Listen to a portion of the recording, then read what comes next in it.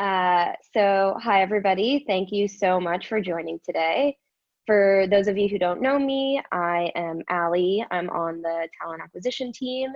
I am a co-lead for Team Rainbow, and I've been doing a lot of work around mental health at Asana. I'm really excited for today's talk on resilience and self-compassion, and am honored to introduce our speakers today. We have Natasha Kazanov, who will be leading today's talk. She is a neuropsychologist, a psychotherapist, and the creator of the SMART coaching program. She is also an associate clinical professor at the UCSF School of Medicine, where she teaches medical school students and residents. Her deep interest in the neurobiology of trauma led her to the forensic field. She served as an expert witness in over 80 criminal murder cases. And in her SMART coaching program, she was able to integrate much of what she learned in her 30-year career about the brain, mind, and behavior to help people become more resilient, joyful, and successful. We also have Pippa, who will be speaking during today's talk. Pippa joined Asana in November and is on the People Ops team. Outside of work, she is a certified executive and life coach specializing in resilience and self-compassion. She is passionate about supporting people in becoming their most authentic and inspired versions of themselves. She is also a big believer in destigmatizing mental health inside and outside of work. Just a few notes on logistics before I hand over the mic. Please hold your questions until the end of the talk. We should have about 10 minutes or so at the end for questions. When that time comes, go ahead and use the Q&A feature to submit any questions you might have. If you have any difficulty, feel free to ping me or Slack me on the side. But yeah, without further ado, I'm gonna go ahead and hand it over to Natasha, who will start today's presentation. Thank you, Allie. Well, I'm excited to be sharing my ideas with you today. I oftentimes speak during the Mental Health Awareness Month, but this year is different. It's not business as usual. I think that the COVID crisis uncovered some of the pre-existing vulnerabilities in all of us and our mental health system. And my hope is by introducing the ideas of resilience and self-compassion, I will help you acquire some understanding and also tools that will help you to experience what in my field is called post-traumatic growth. When we deal with, COVID-19 is referred to as crisis. When we deal with any crisis, there are two options for us. One is what doesn't kill us makes us stronger, and this is post-traumatic growth. And another is it makes us more vulnerable. So my hope is if you were to buy into what I truly believe to be true, that resilience and self-compassion are really very important for us to thrive in the 21st century, then maybe it will be something that you will continue doing and practicing. I have been treating people in therapy for almost 3 decades, and I love working with our smart, competent, accomplished clients, helping them to improve their sense of well-being and bring more joy into their lives. And it breaks my heart to see how many people are suffering in the way that I call homemade when they think they are not good enough. So I have been looking around and how to help my clients thrive. And I came across this term, Flawesome, and I loved it. And I started using it with my clients. We are all flawsome. We are flawed. And because we are flawed, we are also awesome. So if we can really embrace this idea, because one of the ways we create suffering is by wanting to be perfect. So we are all flawsome. Let me tell the story that informed my quest to help as many people as I can and my excitement about talking to you today. In my 20s, in grad school in Russia, studying neuropsychology, I fell in love with the brain when I was in my 20s. So I consider it to be my business card. Here it is, never leave home without it.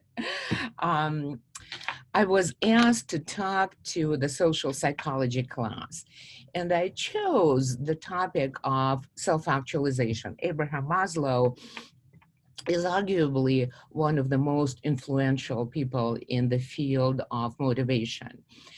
And many of you may have heard his name. If not, he's worth looking into.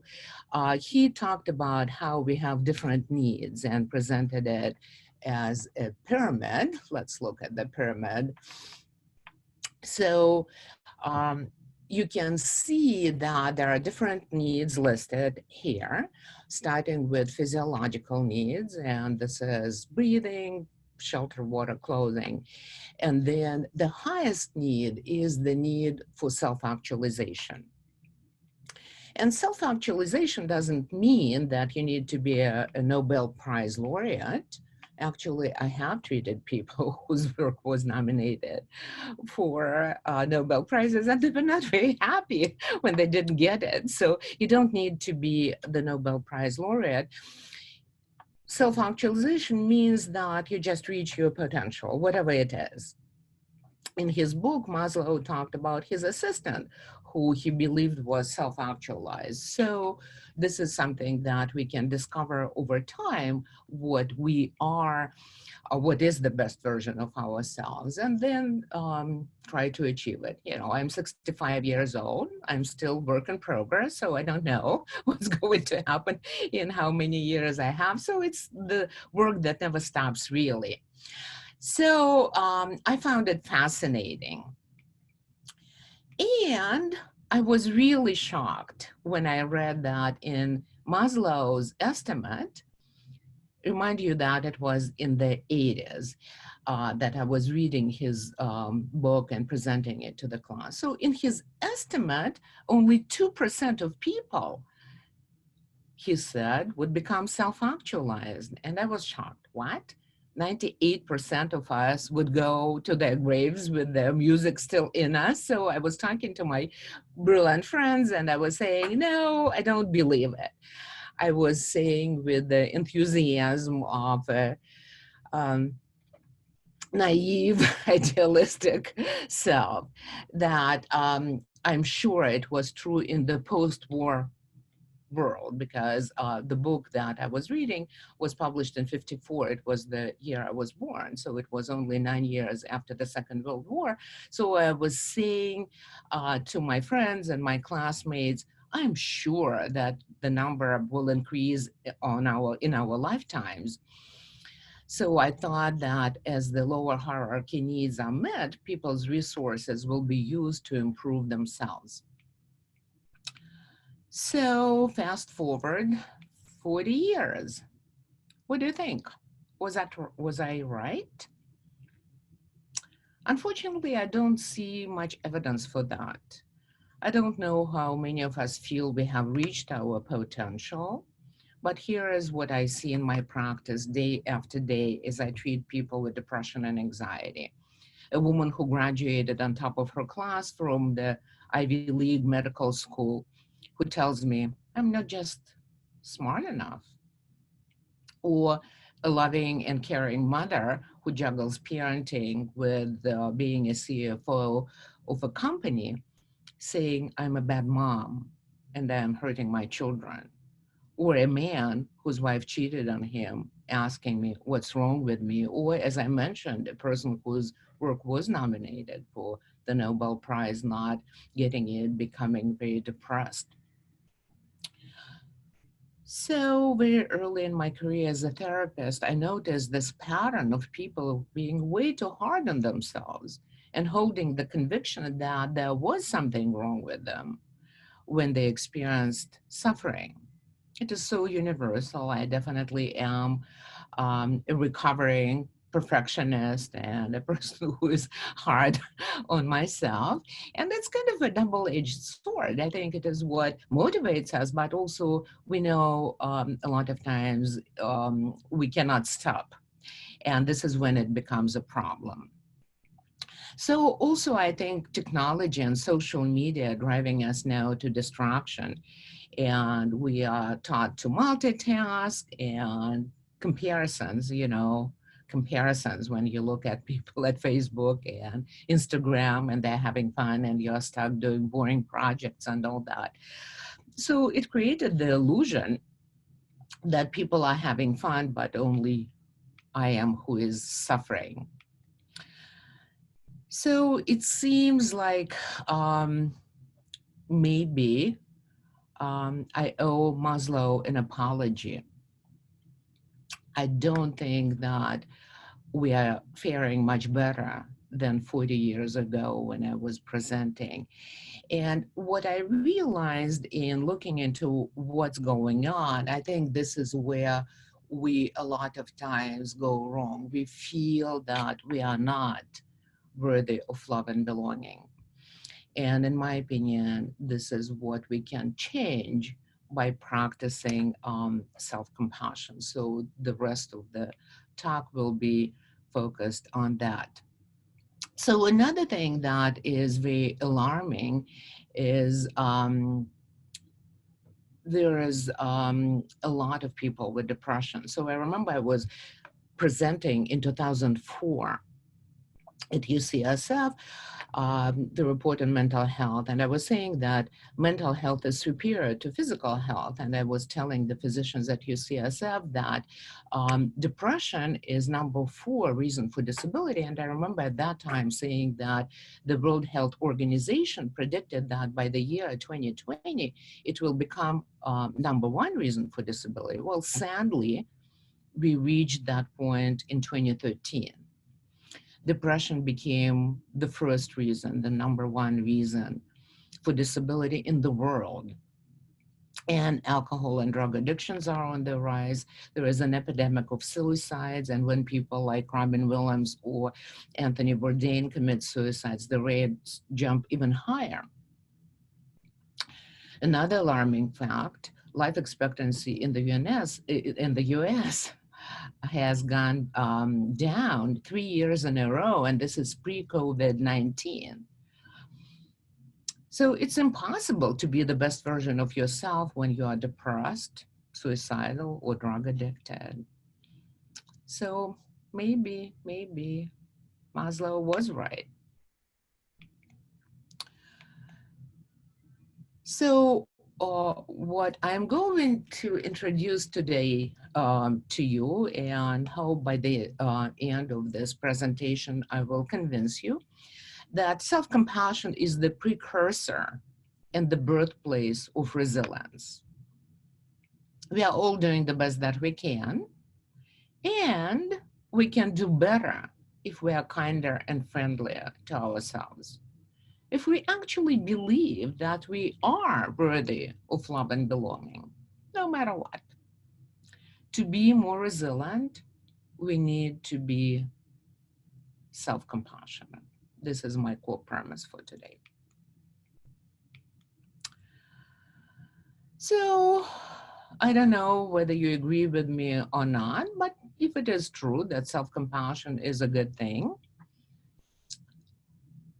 why so many of us are not practicing it? Why do we believe that we are not worthy of love and belonging? Why are we not changing it? Well, one of the studies that was published showed that between 70 and 80% of us are more compassionate to other people than ourselves. Interesting, right? So how come we have more difficulty liking ourselves? I think there are more reasons than one, but let me just share my thoughts. I think one of the reasons is because our ancient brains oftentimes behave badly. And they have not really significantly evolved for about 40,000 years. Just think about what life was like 40,000 years ago. There were more sticks than carrots. We lived in the caves, and life was predictable and very dangerous. So with that brain of ours, a lot of times I explain to my clients, our brains are the danger detecting machines, and if there is no danger, we make it up. So this is one of the reasons. Remember Seinfeld, I like Seinfeld.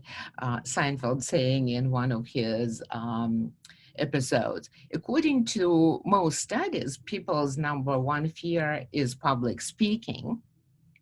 Number two is death. Death is number two. Um, does it make sense to you? That means that the majority of us would rather be in the casket than give eulogy at our own funeral. Well, that's the example of how we make assessments that are more emotional than rational, right? So, I definitely don't like public speaking as well, so I can relate to it. But when we avoid doing things, then fear grows. So I always explain to people that in order for us to overcome any fear, we need to be able to start taking risks, and avoidance creates more fear.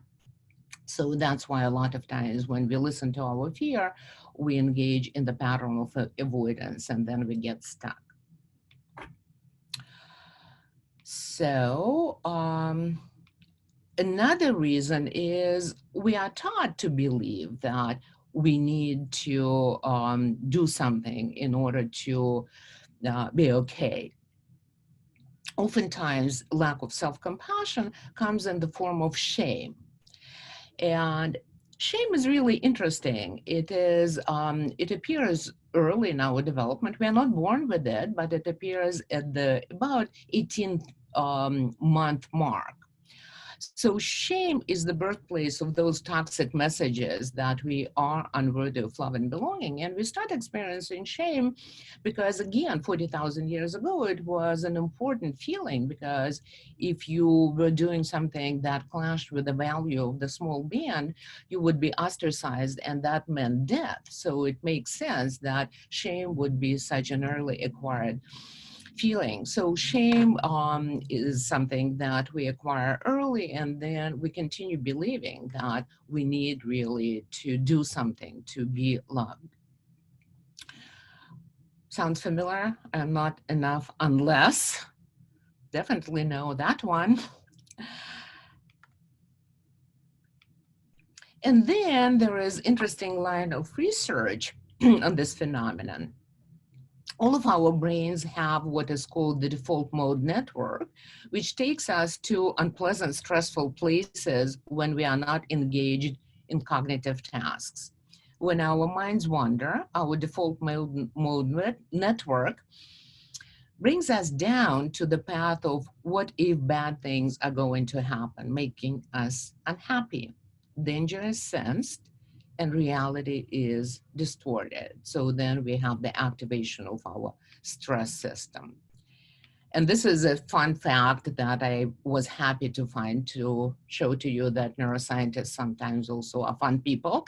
There is the wave in the brain that is called "oh shit" wave. And when I found the study about it, I was really happy because I'm really familiar with that one.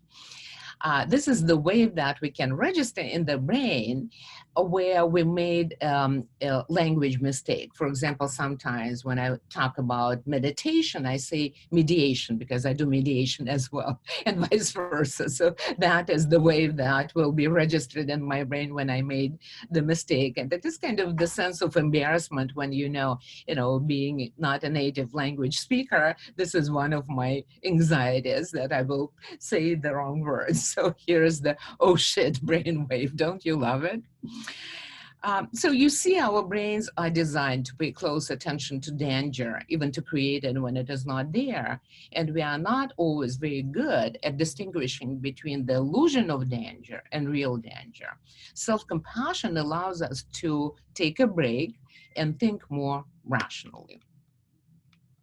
So this is what we are going to talk about today. We'll tackle 5 topics. The first one is what are self-compassion and resilience? And how does neuroscience support self-compassion as a way of becoming better at managing the challenges of modern life? Then we'll talk about the common social myths and about resilience and self-compassion. People will be sharing her story with us as well. And we'll talk about the ideas of neuroplasticity, both the upshots and downsides of neuroplasticity, the capacity of the brain to change itself. We'll talk about what I call the curse of overeducated Westerner and how self-compassion helps us unstuck from our heads and get us into our hearts. And lastly, we talk about how we can hardwire the good stuff in our ancient brains by tapping into procedural learning. So first, let's talk about self-compassion and resilience. And I have to tell you that, in my opinion, the jury is in. It's good for us. It is also trainable. So let's talk about self-compassion first. It's not a new concept. I discovered self-compassion in the 90s when I became interested in Buddhist meditation practices to help myself during some very challenging times. A neuropsychologist who recently came from the Soviet Russia and hired at UCSF, I was juggling my adjustment to the new culture, career, parenting of a teen son, when I found myself on the edge of burnout and living a full catastrophe life, using John Kabat-Zinn's title of the book, Full Catastrophe Living.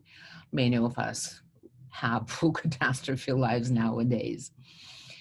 I became a closeted meditator as one of my physician friends who I asked how he was always so calm, focused, and kind to people answered, I meditate regularly. I wanted what he had. So I discovered loving kindness meditation. It's also called metta meditation. And in loving kindness meditation, you start with yourself and you say phrases that sound like, may I be happy, may I be healthy, may I live with ease. You wish all these good things to yourself and then other people and the whole world. So it felt comforting for me to do it. It was kind of my wish for myself, or a prayer, the desire that I had to be happy and healthy and live with ease. It was helping me to be more centered. Following this brought me to the work of Jack Kornfield.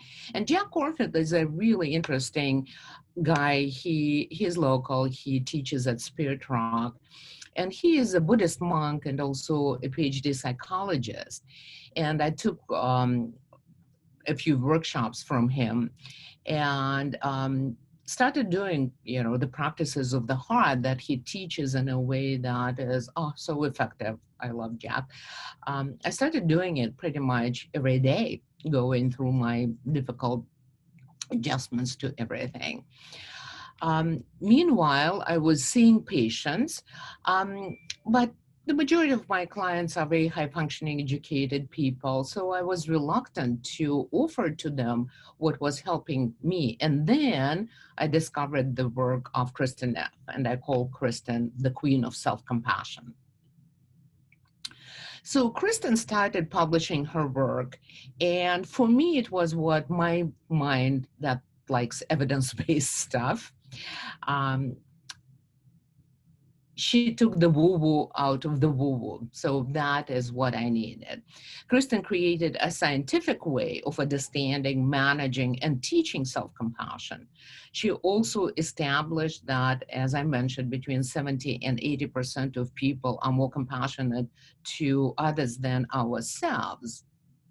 I knew it firsthand, but also I was working with medical school students, residents, and physicians. So I definitely noticed the trend that the ones who were the most compassionate ran the highest risk of being burned out. So this is why I started using Kristen Neff's ideas with all my clients. So let's talk about Kristen Neff's model of self-compassion. So she created the factor analysis, so to speak, of self-compassion. And here is her 3 pillars of self-compassion. The first one is mindfulness of your own stress.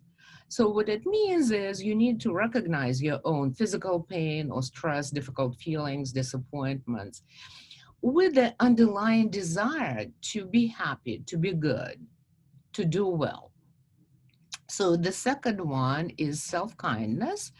And self-kindness is about not using the double standard that many of us use. We are, as I keep saying, more likely to be kind to other people than ourselves. So it is about being basically friendly to yourself in a way you would be to someone you really love.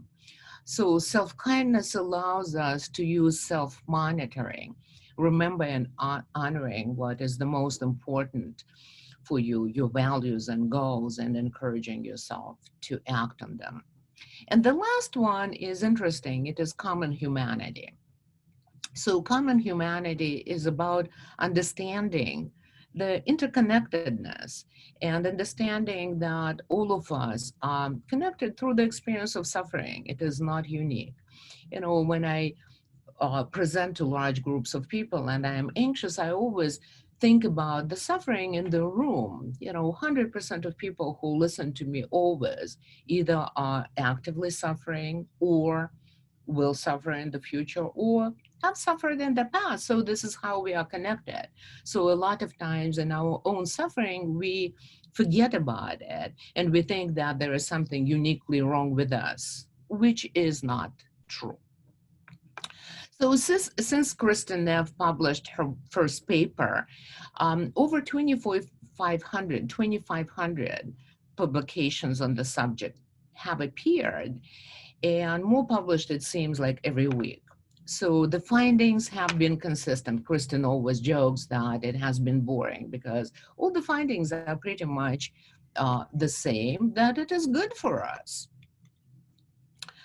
So people who have learned the practice of self-compassion are more resilient. This is what we all want, right? So they cope with stress better, they bounce back faster after the setbacks.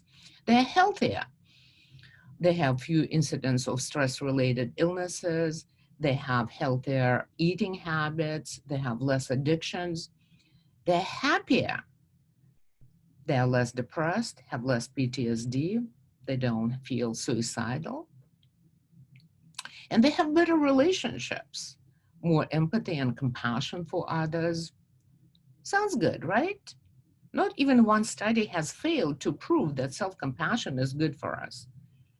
Now, can you imagine if there was medication that only had benefits and no side effects that does all of that? Wouldn't you want to buy stock in the company making it? I for sure would. So now let's zero in on resilience. So resilience measures our ability to cope with challenging things, our capacity to bounce back. It requires mental flexibility. Virginia Satir, a psychologist who wrote the book People Making, who influenced my thinking about resilience, I met her, 30 some years ago in Russia, said, life is not what it is supposed to be. It's what it is. The way you cope with it is what makes the difference. Resilience allows us to cope with skill and not break under pressure. So with COVID and the crisis that it created, all of us need some resilience, I think. Out of many traits linked to resilience, this is one of the short courses I teach at UCSF, emotional intelligence and resilience. Out of all the traits, and there is a lot of research, you can look it up, it's just not enough time for us to talk about it at length, but there are two most powerful contributors to resilience. The first one, it is called the internal locus of control. Internal locus of control is a big word for saying that we can only control what we have control over. And the way I explain it, we can take responsibility for our own thoughts, our own actions, and ultimately our well-being. And when we think about the word responsibility, we can break it into responsibility. We have the ability to change our response from maladaptive that keeps us stuck and depressed to adaptive that helps us to get unstuck.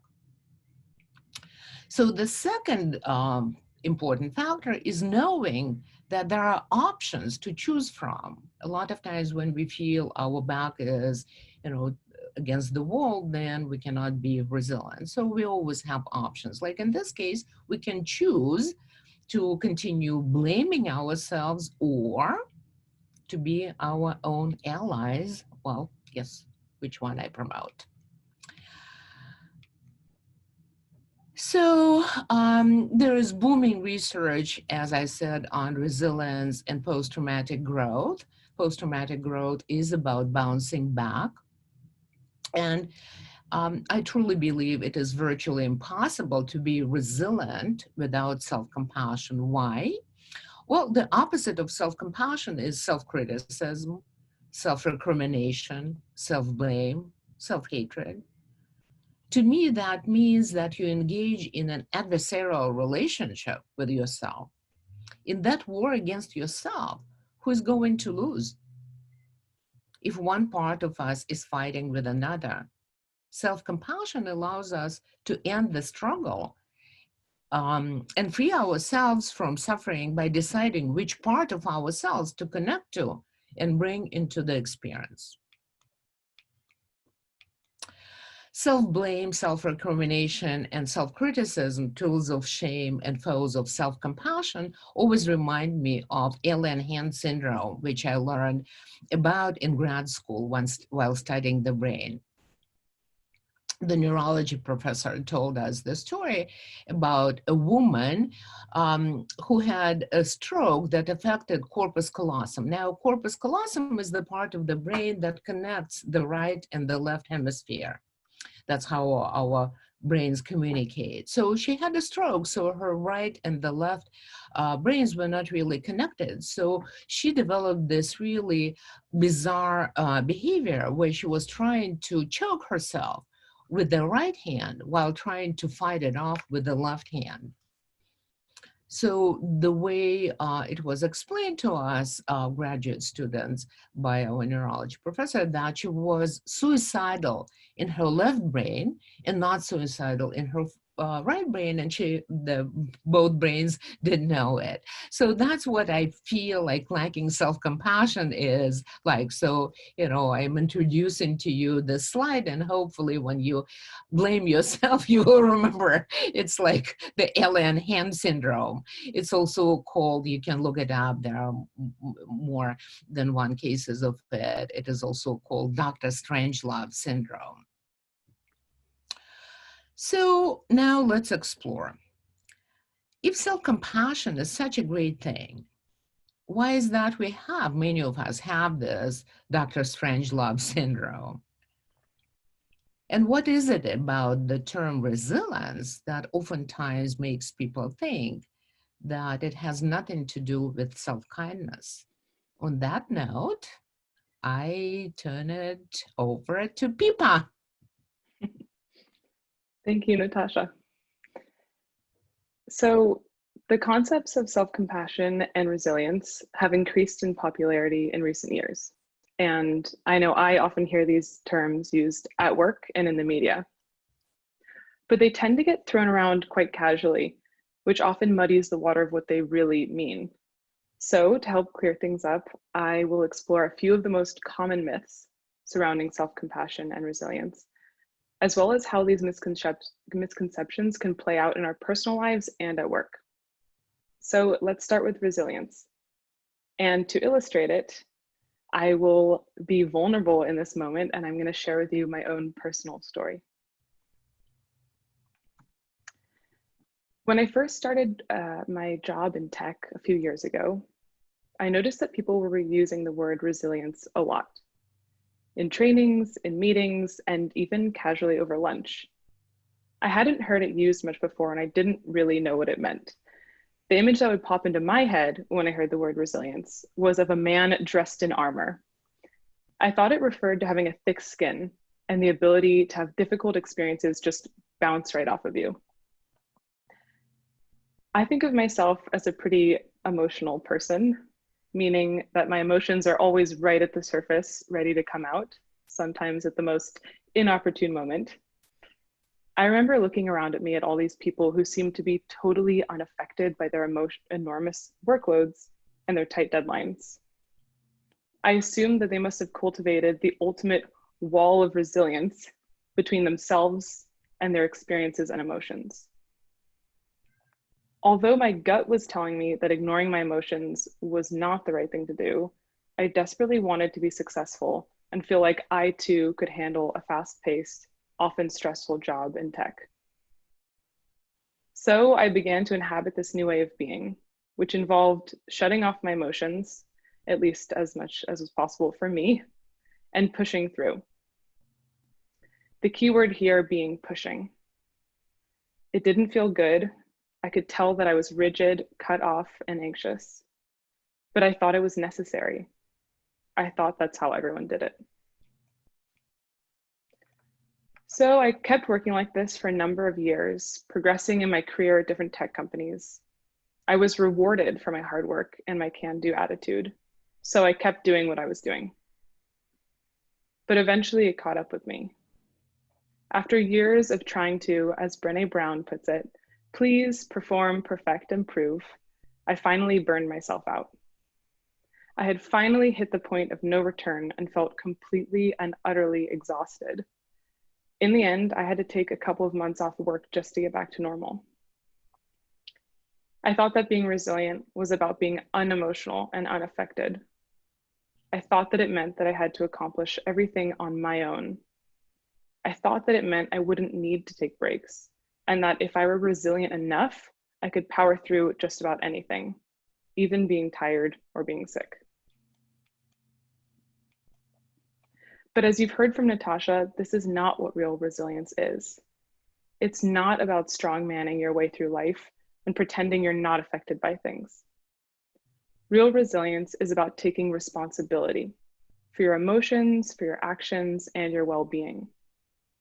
And self-compassion is what enables us to do this by ending our adversarial relationship with ourselves. As Kristin Neff, the queen of self-compassion, puts it, people often think that stuffing down our feelings and not admitting how much pain we're in is what will get us through. But in these cases, we're not getting through, we're getting stuck. Self-compassion is the piece that helps us move through and helps us grow. I'm pleased to say that I've learned a lot since going through my experience of burnout. I'm by no means perfect, and I often fall into old habits, but I'm much better able to catch myself and take responsibility for my well-being. I've since become extremely passionate about the topics of resilience, self-compassion, and vulnerability, and take any chance I can get to teach others about what these terms really mean. So on that note, let's turn to self-compassion now and debunk some of its most common myths. We have no problem in our society with the word compassion. In fact, having compassion for others is seen as an important and valuable trait. However, we tend to have a harder time with the term self-compassion. For a lot of us, it reminds us of all those other bad self-terms, like self-pity, self-indulgence, self-serving, self-centered, and selfish. So to clear things up, let's pick apart the top 5 most common myths. The first myth is that self-compassion is a form of self-pity. People believe that self-compassion means feeling sorry for yourself. But there are a couple of big distinctions between self-compassion and self-pity. As Kristin Neff puts it, when individuals feel self-pity, they become immersed in their own problems and forget that others have similar problems. They think that they are the only ones in the world who are suffering. As you've heard from Natasha, one of the core components of self-compassion is common humanity, the acknowledgement that suffering is part of the human experience and that we will all suffer at one point or another. So as you can see, self-pity is in fact at odds with one of the core components of self-compassion. Myth number 2, that self-compassion means weakness. As we've been discussing, self-compassion is actually one of the determining factors for resilience and being able to survive and even thrive in difficult situations. Brené Brown's work on vulnerability echoes a similar sentiment. Being able to own and express your feelings rather than hiding from them is actually one of the most courageous things you can do. Myth number 3, self-compassion will make me complacent. We tend to think that if we stop criticizing ourselves, that we'll just let ourselves off the hook. However, research has shown that the exact opposite is often true. People that are self-compassionate are more likely to make choices that lead to well-being in the long term. If you care about yourself, you'll do things that are good for you. It's as simple as that. Also, people who motivate themselves with kindness rather than criticism or fear are much better at persevering, that's the oh shit wave, persevering through adversity, and more likely to take risks and challenge themselves. Myth number 4, self-compassion is narcissistic, or that it's the same as self-esteem. People think that self-compassion is about feeling good about yourself, and therefore it must be the same as self-esteem. But Kristen Neff's research shows that there are key differences between the two. She explains that self-esteem comes from external factors that can waver, but self-compassion is unconditional and it comes from within. It's fueled by an inherent self-worth. Self-esteem is also based on comparison, on being better than others, and it usually involves putting others down to feel better about ourselves. Whereas self-compassion is about letting go of judgment and evaluation altogether.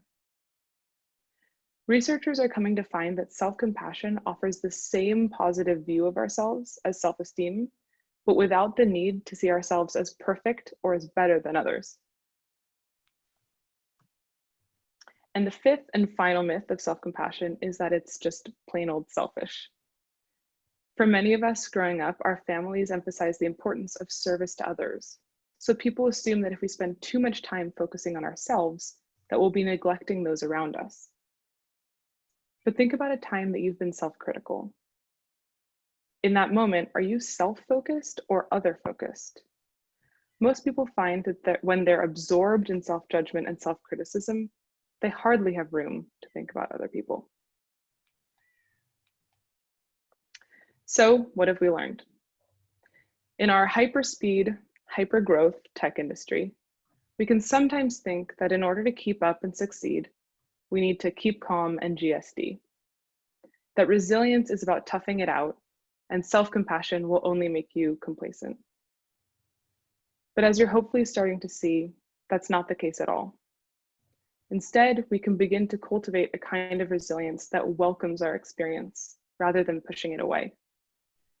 And we can find the strength to do it by showing ourselves a little kindness. And on that note, I will hand it back over to you, Natasha. Thank you, Pippa, for sharing your story. I have to say that because I am a heart-connected person and I'm similar to you in that my emotions are very powerful. Oh, I had so much compassion and love and also had goosebumps hearing your story. And to tell you the truth, I've heard so many versions of your story over time. And as I said, people who are heart connected, who are led to believe that there is something wrong with them, are the most likely to get burned out. But I think it is preventable. We don't need to really get burned out in order to turn to self-compassion, even though some people believe that recognizing your suffering a lot of times is necessary. So that's why many people who work in the field of self-compassion also had the experience of burnout, like I did. So a lot of times it helps us to be like really suffering in the way that we cannot really ignore anymore. But what we'll be talking about in the next sessions is what we know now and why we should not wait to be burned out to start doing things now. So in my opinion, prevention is always the best way of treating anything. So one of the researchers who also helped me put pieces of the puzzle together, now I use self-compassion training with all my clients, regardless of what brings them in my office. It is a really integral part of my work with all my clients. One of the pieces of evidence that also helped me to start doing it with all my clients was Richie Davidson. Richie Davidson is the pioneer of the research that he started in mid 90s, and it is the research of neuroplasticity. He looked into how we can change our brains by meditating. So the first study that he published, I remember reading it, and I felt goosebumps because it was like, wow, that's what I needed. So we can change our brain. So we don't need to wait to be burned out to start changing our brains. We can prevent it. So let's now talk about neuroplasticity and what it is. So neuroplasticity is our brain's ability to reorganize and change itself. It's a relatively new field. It was discovered in the 20th century.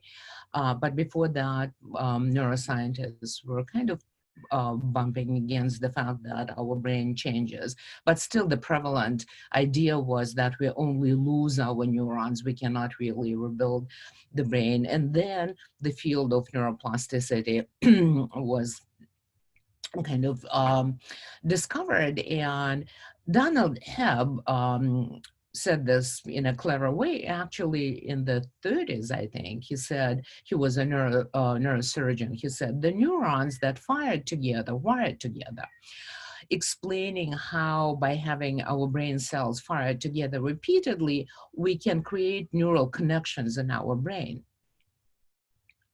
So this is what neuroplasticity is about.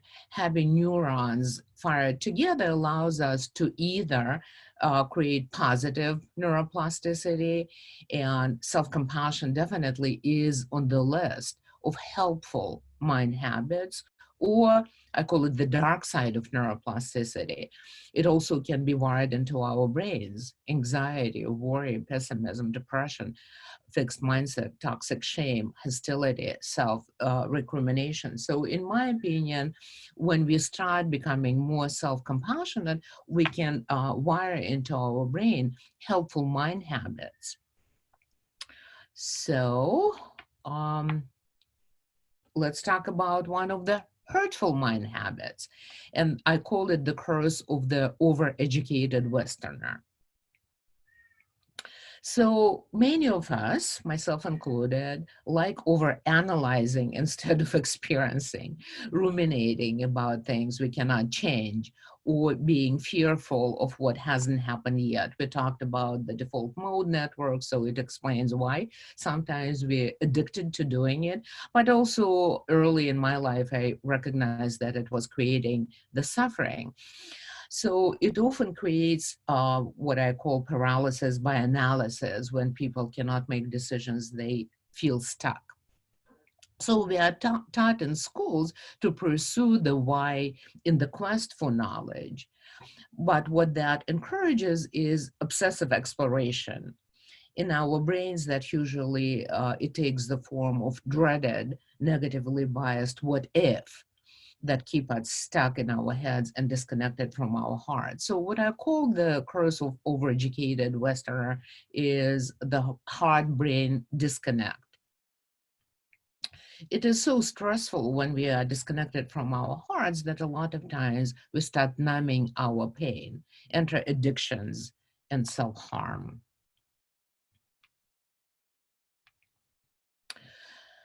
So I use the stoplight analogy to explain the neurophysiology of stress. So when we are in the red zone, resources are pulled toward physical survival. And this is fight or flight, or rumination, freeze, or appease, let me take care of another person at my expense kind of response. This is what I call being in the red zone. Red, stop if it is not something that is really dangerous. If you're not in physical danger, you can pause. So green is called rest and digest. This is when your parasympathetic nervous system is activated, and your right and your left brain, your downstairs and the upstairs brain are online at the same time. So your brain then is unstoppable. So I created this idea of yellow, and it is pause and plan. So mindful self-compassion is the way to pause and plan and connect to our hearts. Why is it important to connect to our hearts? Well, I think that Pippa's story demonstrated how when it is something that you try to do, you know, your feelings will always win in the fight between the brain and the heart. All my clients are guaranteed to hear my personal mantra. The heart and the brain need each other. In fact, the studies have shown that there are more connections from the heart to the brain than the other way around. We now talk about heart intelligence, and the company HeartMath helps many people establish reliable heart-brain connections through mindful practices. Learning mindful self-compassion helps us to connect to our hearts, stop experiencing toxic stress, and be in the green zone when our brain becomes unstoppable. When it comes to moving from the red zone to the green zone, the most important question is not the why of the overeducated Westerner, but what now? Now that I'm stressed out, what can I do? Being in the green allows us to connect to our prefrontal cortex. It is lovingly referred to as the organ of civilization, and I call it the magic wand part of the brain. This is my favorite part of the brain. It is the last part of the brain to mature and the most important part to have online when you make difficult decisions. When we are in the red, we lose the connection to it. Connections to the prefrontal cortex allows us to access attention and working memory, inhibit impulses, and practice response flexibility. There are three pillars of executive functioning that I just mentioned. Shame, toxic stress oftentimes take frontal lobes offline. That's what we sometimes refer to by saying, I flipped my lid. Self-compassion helps us reclaim our lid. So this is the executive function network, and we have the epidemic of executive function dysfunction. And this is why people sometimes become suicidal or turn to drugs. So executive functioning is crucial for many things, including managing conflict, negotiating difficult agreements, improving job performance, making good choices. Thinking of your heart and your brain at the same time allows you to connect to what is called social engagement system, bringing your prefrontal cortex online. It allows you to honor your values, goal, purpose, and meaning in life. So let's talk about self-compassion in terms of these three parts of executive function. So working memory. Well, just remember that you are work in progress and that you are doing the best that you can. You are not perfect. So keeping this in mind, I think, is helpful.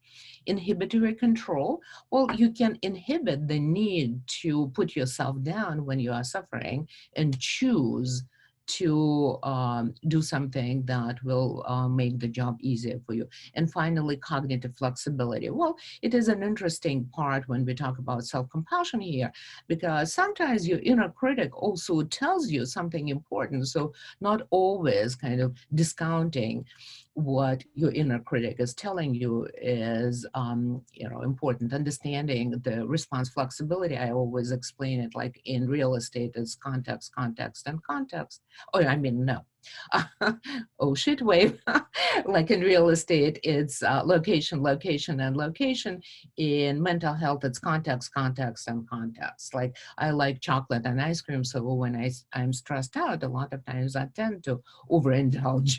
So yesterday I said to myself, well, sweetheart, you had enough chocolate, let's put it away. So this is response flexibility. Sometimes your inner critic also will give you, the stuff to pay attention to. It's not about being Pollyanna.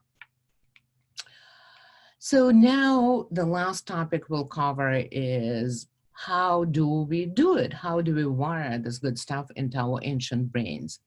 Well, hopefully we convinced you that in order to be resilient, you must be self-compassionate. And it is worth downloading the skill into your hearts and your brains.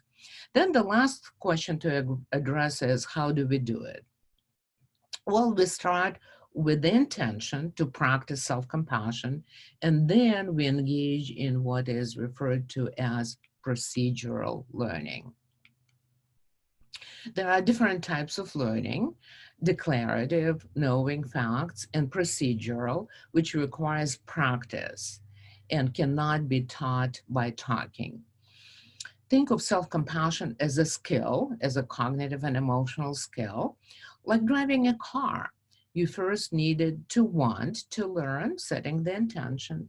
Then, of course, you need to know the rules of the road, where the gas pedal and the brake pedal are, that you should always check your blind spot. So this is the declarative piece. But without the experience of driving, you will never become a good driver. You must take your car to an empty lot and test it out. I, by the way, learned to drive at the cemetery. Try it out, gradually increasing the degree of difficulty before you can conquer 101 here. After a period of driving, you start doing things automatically without thinking. This is when you know you're relying on procedural memory.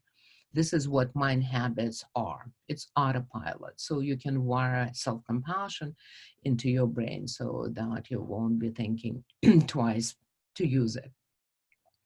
So we've done the declarative piece. Let's go procedural.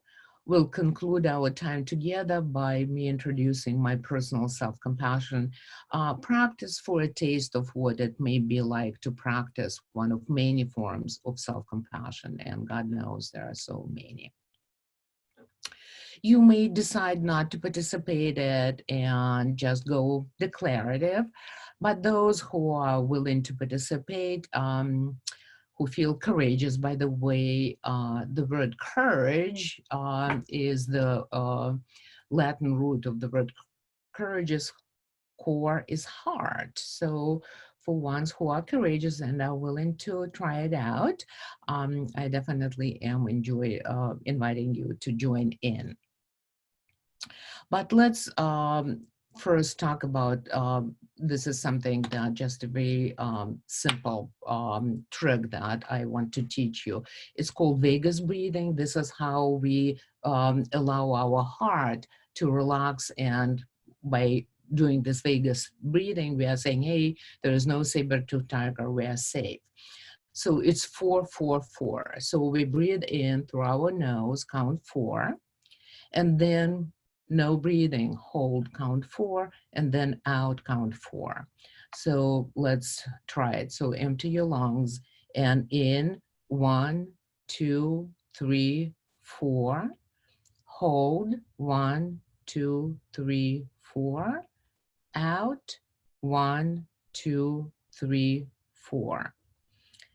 And notice how it feels. So this is something that you can use when you feel stressed out.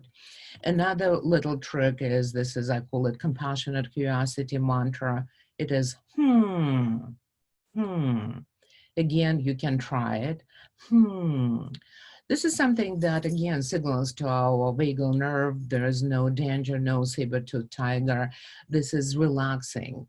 The vibration that we create in our throat helps us to relax. That's why when we are humming to our babies, Or when we meditate, we say, shalom. It's just comforting. So I call it compassionate curiosity mantra. So now you are ready to take a self-compassionate break. So now let me go back here. Okay, so just connect to your breathing first. Take a few deep, slow, quiet, and regular breaths. Noticing how your chest is expanding on the inhalation and then letting go on the exhalation, just noticing how it feels. And notice the breathing, how your breathing feels when you breathe in, the coolness of the air, how it breathe when you breathe out, it's a little warmer. This is being mindful. And now let's take a few 4-4-4 breaths.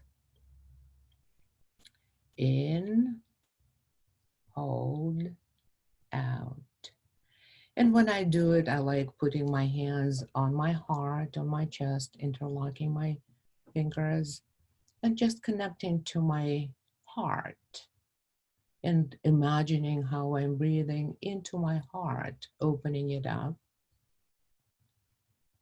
making it more courageous, more compassionate, and taking myself in there and asking myself, what do I need now? What is the most important thing for me to remember now? And a lot of times I will say what I need. May I be as compassionate to myself as I know how to be with other people. May I be courageous. May I be kind to myself and other people. And that's about that, and see how it feels. So it is important to remember that sometimes when we start practicing self-compassion, there is what is called the backdraft. Sometimes people feel more anxious when they allow themselves to connect to their heart. So to summarize, today we talked about the value of self-compassion and the neuroscience supporting it. We reviewed why our ancient brains behave badly and learned that unless we hardwire the good mind habits to live in the 21st century, we are not likely to live up to our potential. We got curious about common myths surrounding resilience and self-compassion. We covered how to tap into positive neuroplasticity and cultivate stronger resilience by developing a self-compassion muscle. And we learned a compassionate curiosity mantra and how to take a self-compassionate break. Now, I hope that you've seen today that self-compassion is the secret sauce of resilience and ultimately well-being. So next time your ancient brain behaves badly, putting you in the red zone, you will remember to take a self-compassionate break. Take time to connect to your heart in a way that is curious and courageous, and get back to the green zone, allowing your mind to be clear, calm, and connected with yourself and others. Thank you.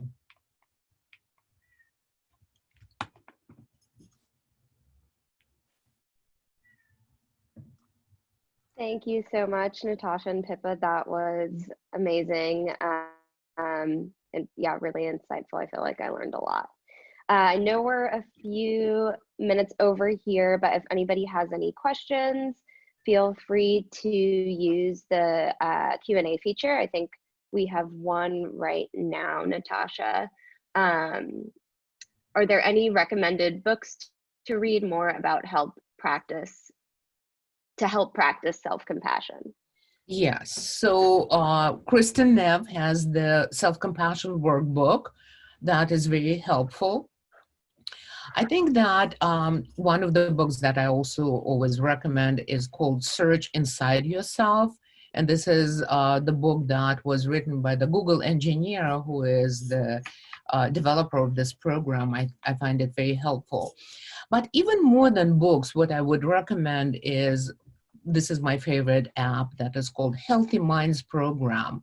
It was designed by, I mentioned Richard Davidson, who is the king of studying neuroplasticity in meditation.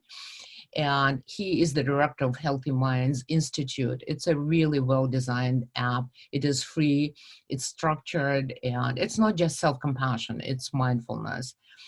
But for self-compassion, Kristen Neff has the website that is called selfcompassion.org that has a quiz. It's a 36-item quiz. You can take a quiz and see how you score, and then see what you need to boost out of the 3 parts of self-compassion.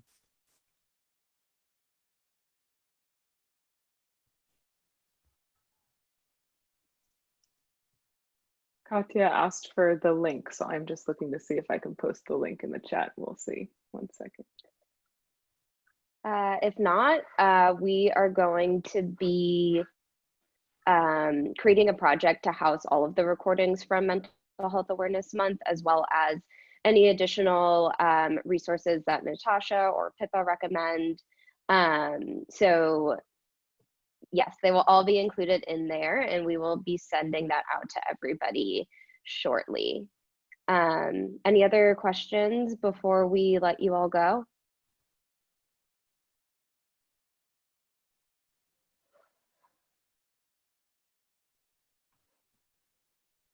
All right. Well, thank you again, everyone, for coming. Huge thank you to Natasha and Pippa. That was amazing. And yeah, everyone be on the lookout. I'll be sending another staff casual post with the project, with all the resources. And yeah, I hope everybody has a good rest of the day. Thank you. Thank you. Thank you.